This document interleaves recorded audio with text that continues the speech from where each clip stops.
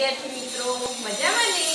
આજે આપણે ધોરણ 7 માં સામાજિક વિજ્ઞાનમાં પાઠ 13 સંસાધનોનું જતન અને સંરક્ષણ. તો મિત્રો આપણે સંસાધન એટલે શું તે પહેલા આપણે જોઈએ. પૃથ્વી પરથી મળતા અને માનવીને ઉપયોગમાં આવતા કુદરતી પદાર્થ એટલે કે જે પૃથ્વી પરથી આપણને મળે છે, જે આપણને કુદરત આપે છે, એ કુદરતી પદાર્થોને સંસાધન કહેવામાં આવે છે. જેવી કે હવા, જળ, જમીન, વનસ્પતિ, આ બધી કઈ વસ્તુ કહેવાય? કુદરતી વસ્તુ, બરોબર? હવા, જળ, જમીન, વનસ્પતિ અને ખનિજોના સ્વરૂપમાં આપણને જે મળેલી જે કુદરતી વસ્તુઓ છે, જે કુદરતી આપણને બક્ષિસ એટલે કે એ કુદરતી સંસાધન કહેવામાં આવે છે. સંસાધનો રાષ્ટ્રીય અર્થતંત્રની કરોડરજ્જુ છે. તે લોકોની શક્તિ અને સમૃદ્ધિના આધાર સ્તંભો છે. સંસાધનોની કેટલીક ચોક્કસ વિશિષ્ટતાઓ અને ઉપયોગિતા છે. સામાન્ય રીતે સંસાધનો મર્યાદિત માત્રામાં ઉપલબ્ધ છે. તે સંસાધનોને વધુ ઉપયોગી બનાવવા આપણે વિવિધ તકનીકોનો ઉપયોગ કરવો જોઈએ. તો મિત્રો પહેલા આપણે શું જોઈશું? સંસાધનોના પ્રકાર. સંસાધનો આપણને વિવિધ રીતે ઉપયોગી છે. ખેતીથી શરૂ કરી ઉદ્યોગ અને પરિવહનની પ્રવૃત્તિ સુધીની તમામ પ્રવૃત્તિઓમાં પ્રત્યક્ષ કે પરોક્ષ રીતે કુદરતી સંસાધનો આપણને ઉપયોગી છે.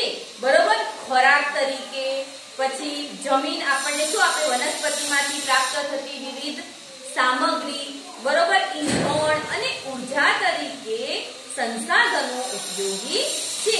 તો આપણે આ બધા સંસાધનો છે એનો આપણે અનેક રીતે એટલે કે વિવિધ રીતે આપણે ઉપયોગ કરીએ છીએ. કોઈ ખેતીથી શરૂ કરીને ઉદ્યોગ અને પરિવહનની પ્રવૃત્તિ સુધીની તમામ પ્રવૃત્તિઓમાં પ્રત્યક્ષ કે પરોક્ષ રીતે કુદરતી સંસાધનો આપણને ઉપયોગી છે. સંસાધનોને સામાન્યતઃ બે જૂથમાં વહેંચવામાં આવે છે. કેટલા જૂથમાં વહેંચવામાં આવે છે? બે જૂથમાં, બરોબર? કુદરતી અને માનવ નિર્મિત એટલે કે માનવ સર્જિત. ભૂમિ, જળ, ખનિજો અને જંગલોને કુદરતી સંસાધનો કહેવામાં આવે છે. જે આપણને કુદરતી વસ્તુઓ છે, કુદરત પાસેથી પ્રાપ્ત થતી વસ્તુઓ હોય તેને કુદરતી સંસાધન કહેવામાં આવે છે. તેમાં પણ બે પ્રકાર પડે. કુદરતી સંસાધન છે એમાં પણ બે પ્રકાર પડે, જૈવિક અને બીજું અજૈવિક. ભૂમિ, હવા, જળ, જમીન આ બધા અજૈવિક સંસાધનો છે, બરોબર? જ્યારે જંગલો, પ્રાણીઓ આ બધા કેવા આવે? જૈવિક સંસાધનો. માનવીએ સર્જેલા ઔદ્યોગિક એકમો, સ્મારકો, ચિત્રકળા અને સામાજિક સંસ્થાઓ વગેરે માનવ નિર્મિત સંસાધનો છે. મનુષ્યમાં રહેલા જ્ઞાન, બુદ્ધિ, કૌશલ્ય, સ્વાસ્થ્ય અને અન્ય ગુણોનો પણ સમાવેશ માનવ સંસાધનમાં થાય છે. કુદરતી સંસાધનોના વિકાસ માટે માનવ સંસાધન હોવું જરૂરી છે. કેટલાક એવા સંસાધનો છે કે જે ચોક્કસ સમયમાં સ્વયં નિર્માણ પામે છે. ઝાડ, પાન, પશુ પક્ષી વગેરેમાં પોતાની જાતે પેદા થવાની ક્ષમતા હોય છે. આમ વન અને વન્યજીવ ચોક્કસ સમયમાં નિર્માણ પામતા રહે છે. તો જે આપણે જોયા, બરોબર? સંસાધનોના સામાન્યતઃ કેટલા પ્રકાર પડ્યા? બે. કયા કયા? તો કુદરતી અને માનવ સર્જિત, બરોબર? બીજું કે ભૂમિ, જળ, ખનિજો આ બધું જે જંગલો છે એ શેમાં આવે? તો કુદરતી સંસાધનમાં આવે, બરોબર? પાછા કુદરતી સંસાધનના પણ બે પ્રકાર પડ્યા. એમાં કયા કયા? તો જૈવિક અને અજૈવિક. એમાં પછી જે ભૂમિ, હવા, જળ, પછી એ બધા જમીન છે એ બધા અજૈવિક સંસાધનો કહેવાય. અને જ્યારે જંગલો છે, પ્રાણીઓ છે એ બધા કેવા સંસાધન કહેવાય? જૈવિક સંસાધન, બરોબર? હવે આપણે જોઈએ સંસાધનોના સંરક્ષણ. તો આ જે કુદરતી સંસાધનો કેવા છે? મર્યાદિત છે, બરોબર? જ્યારે માનવીની જરૂરિયાતો અમર્યાદિત છે.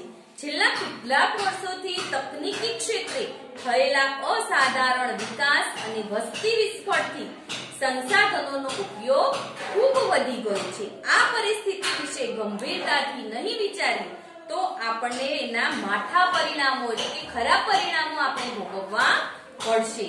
એટલે જ ભવિષ્યની પેઢીઓ માટે સંસાધનોનું આપણે રક્ષણ કરવું જોઈએ. આપણે સૌની ફરજ છે સંસાધનોનું રક્ષણ એટલે સંસાધનોનો વિવેકપૂર્વક આપણે ઉપયોગ કરવો. કેટલાક સંસાધનો પોતાની મેળે જ ચોક્કસ સમયમાં હિસાબની પૂર્તિ કરે છે અથવા અખૂટ હોય છે, જેને નવીનીકરણીય સંસાધનો કહી શકાય. જેમ કે જંગલો છે, સૂર્યપ્રકાશ એકવાર વપરાયા પછી ફરીથી આપણે એને ઉપયોગમાં લઈ શકતા નથી, બરોબર. તેને અનવીનીકરણ સંસાધનો કહેવામાં આવે છે. જેમ કે પેટ્રોલિયમ, ખનિજ કોલસો, કુદરતી વાયુ, બરોબર. હવે આપણે સંસાધનોના પ્રકાર તેના વિશે આજે જોઈએ. પહેલું છે ભૂમિ સંસાધન, બરોબર. પછી જંગલ સંસાધન, પછી જળ સંસાધન, કૃષિ સંસાધન, ખનિજ સંસાધન, પ્રાણી સંસાધન, બરોબર. આ ઉપરાંત માનવી પણ સ્વયં એક શું છે, પોતે પણ સંસાધન છે. સંસાધનોની માલિકી, પુનઃ પ્રાપ્યતા, વિતરણ ક્ષેત્રના આધારે પણ વર્ગીકૃત કરવામાં આવે છે. હવે આપણે પહેલા જોઈશું. પહેલો પ્રકાર છે ભૂમિ સંસાધન. એમાં જમીનનું નિર્માણ. સામાન્ય રીતે ભૂસપાટીનું ઉપલું પડ એટલે કે જમીનની જે સપાટી છે એનું જે ઉપરનું પડ છે જેમાં વનસ્પતિ ઉગે છે તેને આપણે જમીન કહીએ છીએ.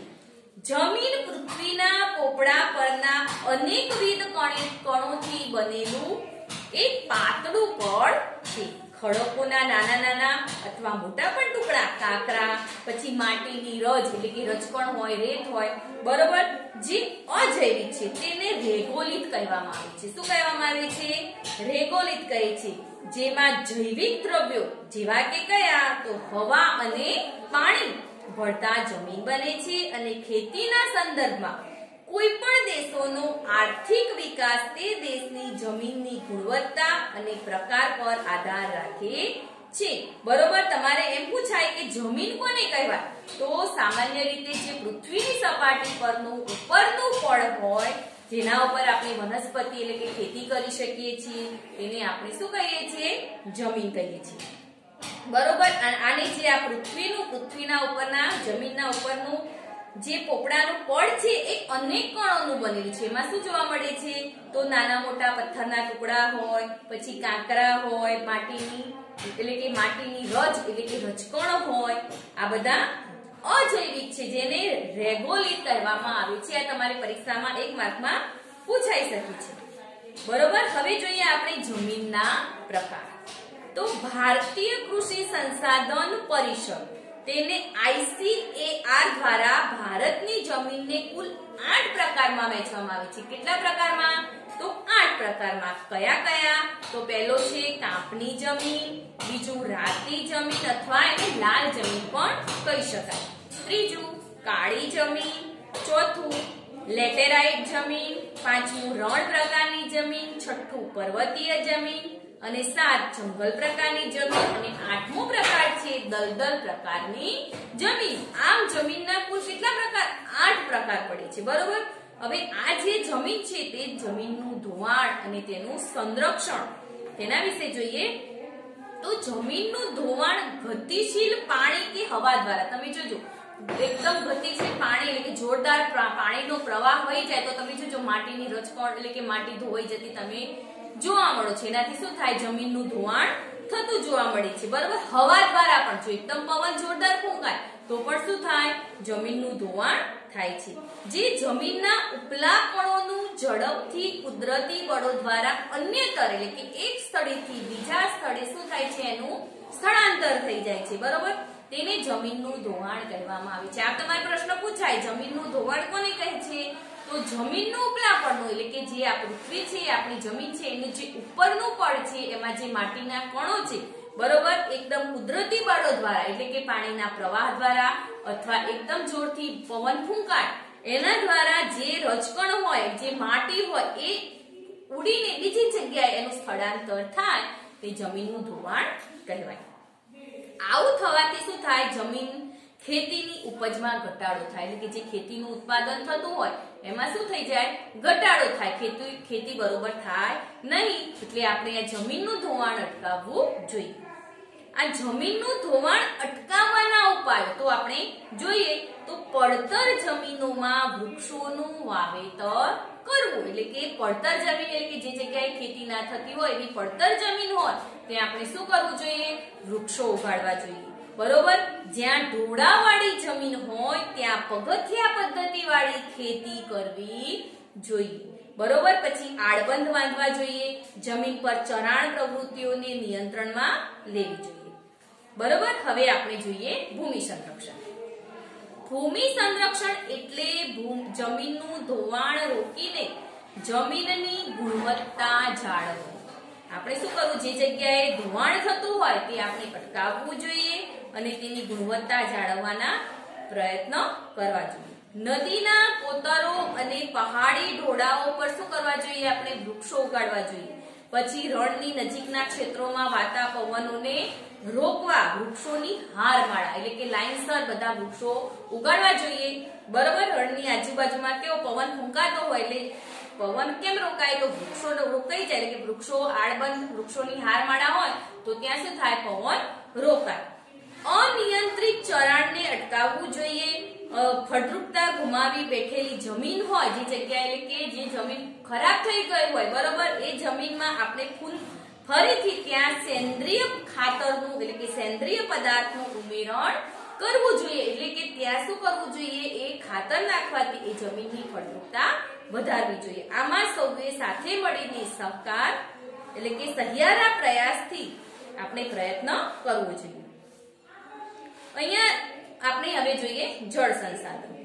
પૃથ્વી પર પીવા લાયક પાણીનું પ્રમાણ કેટલું છે? ફક્ત 3% છે. 97% પાણી તો કેવું છે? ખારું સમુદ્રની અંદર છે. ફક્ત 3% પાણી કેવું છે? મીઠું છે. એટલે કે પૃથ્વીનો ત્રીજો ભાગ જળ વિસ્તાર ધરાવે છે.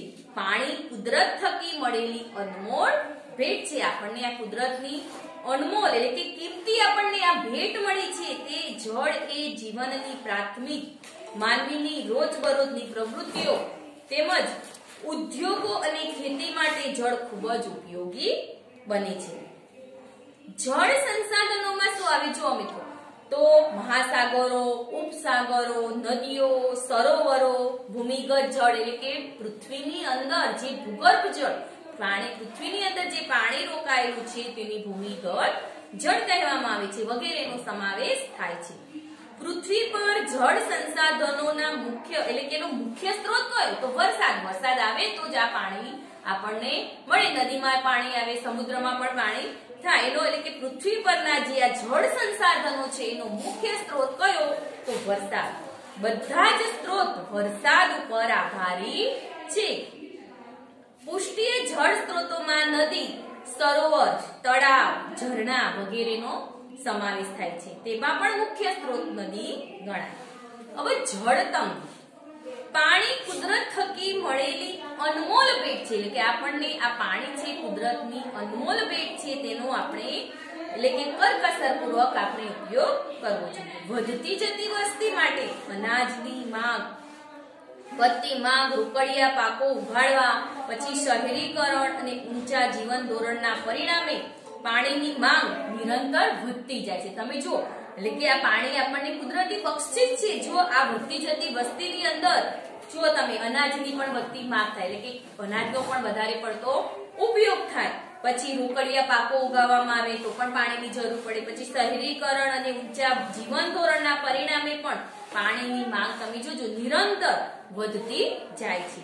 તે પ્રકારની ગંદકીની સફાઈ પણ ઉપયોગી છે. એટલે કે ગંદકીને સાફ કરવા પણ આપણે પાણીનો ઉપયોગ કરીએ છીએ. હાલમાં આપણા દેશના ઘણા ભાગોમાં જળ તંગીનું સંકટ વધતું જાય છે. અમુક જગ્યાએ પાણીની તંગી તમે જોતા હશો બરોબર. તમે સમાચારમાં પણ જોયું હશે કે આ જગ્યાએ પાણીની તંગી સર્જાય.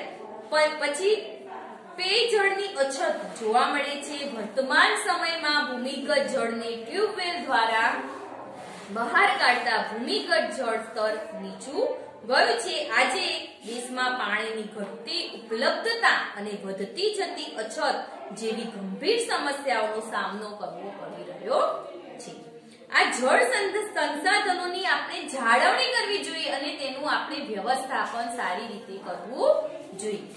આજે ઉપલબ્ધ જળ એટલે કે આપણને જળ મળ્યું છે તે જળ મર્યાદિત માત્રામાં છે, બરોબર.